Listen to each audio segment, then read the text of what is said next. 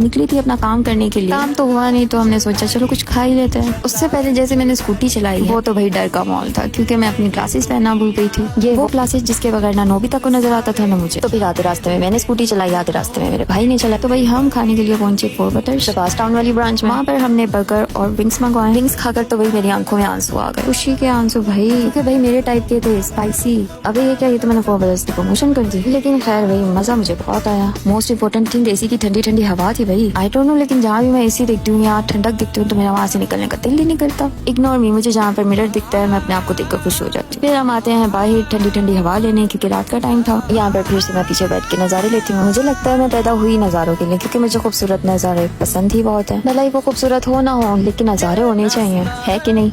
आज मैं और मेरी कजन निकले घूमी घूमी कर। निकल तो गए भाई, लेकिन पैसे नहीं। पैसे निकालने के लिए हमें जो भी एटीएम नजर आया हम वहाँ चले गए। चले तो गए भाई, लेकिन शायद एटीएम को मेरा कार्ड पसंद क्यों नहीं आया। इसकी वजह ये थी कि मैंने 1000 रुपए निकालने, क्योंकि गरीब हूँ ना मैं। फिर हमने बहुत कोशिश के बाद अपना एटीएम ढूंढा। कहते हैं ना अपना तो अपना होता है, तो इसलिए एटीएम मुझे देखकर और मैं एटीएम को देखकर इमोशनल हो गई। और 1000 रुपए निकलने में इतना खुश हो रही थी जैसे 1 लाख हो। फिर हमें मिले रास्ते में क्लासिक कार्स, जो कि भाई मेरी कमजोरी है। घूमी घूमी करते करते हम पहुंच गए रोड स्टॉप। मेन्यू देखकर समझ ही नहीं आ रही थी लेना, क्योंकि जो भी चीज थी बहुत औकात से आई थी। फिर हमने अपनी फेवरेट ड्रिंक मंगवाई, वो थी कोल्ड कॉफी विद आइसक्रीम। और बहुत कपड़े मारने के बाद हम घूमी घूमी करते करते वापस घर पहुंच गए।